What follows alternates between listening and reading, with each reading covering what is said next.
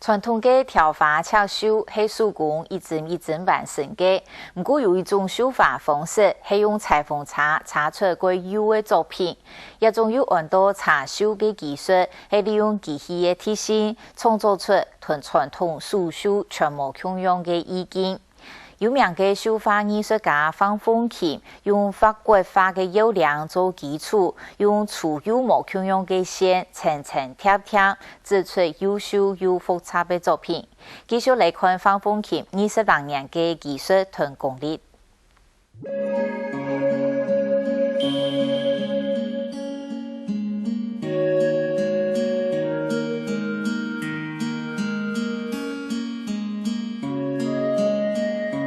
看下那几张国画作品，又该当英雄，又该当安然优雅，还有一幅行云流水嘅行书，充分展现书法嘅精髓。值得想象嘛？呢度应该系由笔墨纸砚所完成嘅书法，其实係以紙面線繡到面部行嘅作品。唔做老嘅樣嘅線吼當作顏料，對用像用對疊嘅嗰種手法吼。然後佢對上去，所以一層一層然後慢慢的印刷，然後再用動態的耐心去貼去。以針線來代筆墨，用布做紙，以針與線繡出各種圖。呢係日本人對傳統繡法嘅印象。不過范鳳琴更加貼切，用繡花車巧妙插出一件又一件大家攏安樂嘅作品。像我哋繡到呢種嘅長圖吼，就係存到有布有工嘅地方去繡嘅啦。所以普通係張開是大概係開針嘅，你下係用轉針，細細樣轉。因為繡花車當片里，范鳳琴當家嘅就是在處理作品嘅層次、深淺、光影同配色。耐心嘅啦。因為你吼係印做的話，按要求佢團線，印團線，所以印樣嘅印到牽線啦。范鳳琴講，雖然繡花車是在繡嘅較夾，用嘅線也是在比傳統繡嘅行嘅少，不過詳細無團線，所以創作嘅速度、車繡也較無乜解。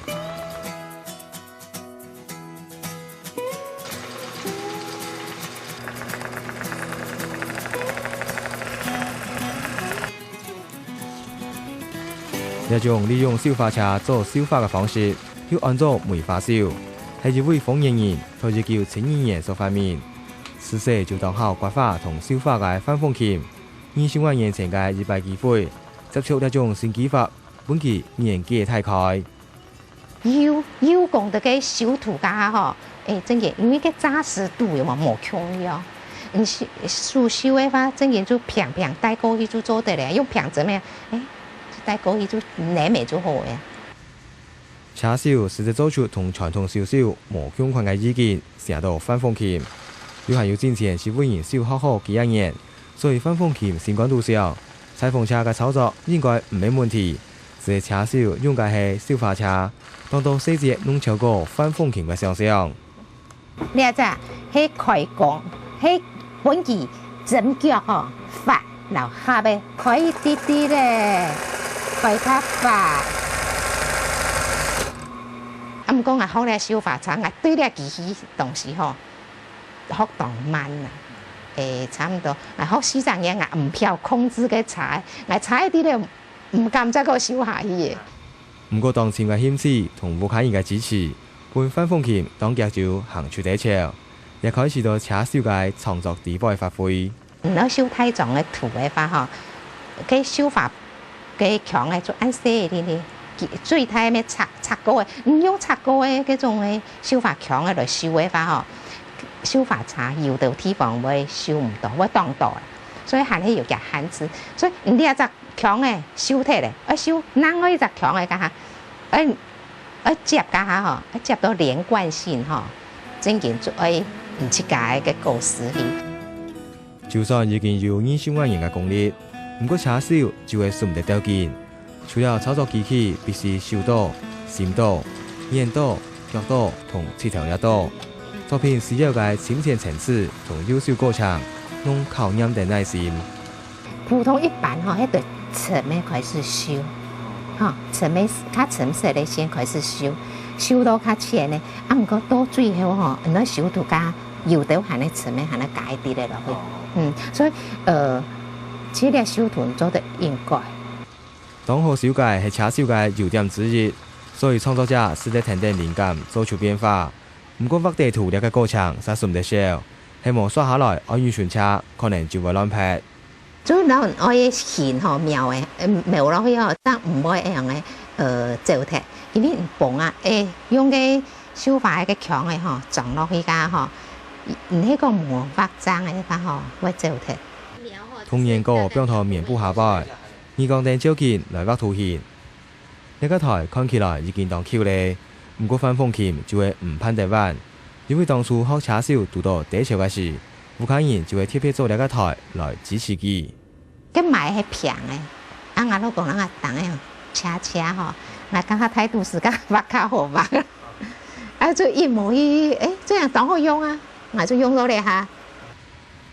對於畫地圖到完成作品，常菜愛記一個月，而且有一件作品嘅累積，反風琴嘅功夫就已經當強咧。新完疫情開始，就常菜入選傳統工藝獎，大大細細嘅搖槍電纜也冇停過。但是我係喺家庭主婦，穿太前冇，做一個心思嘅，就呢一隻時代有藝就嘅修，上海有人咧搖槍站咧，只有本人尊重嘅嗰種感覺，當好。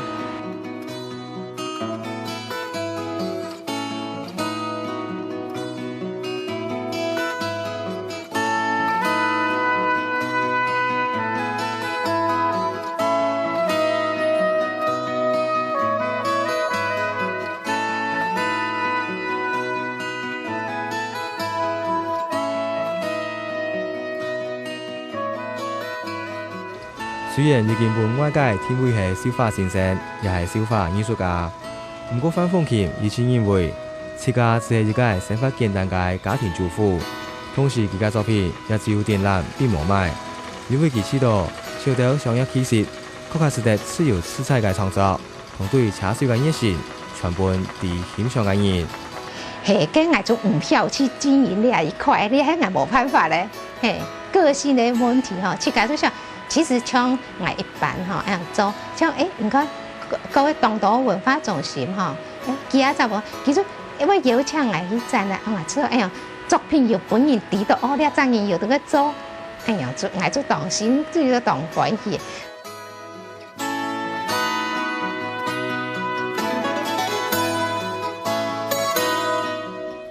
以上錄係下禮拜嘅客家新聞雜誌，感謝大家嘅收看。有乜嘅意見，也順自行愛提供，每場同樣嘅聯絡，再會。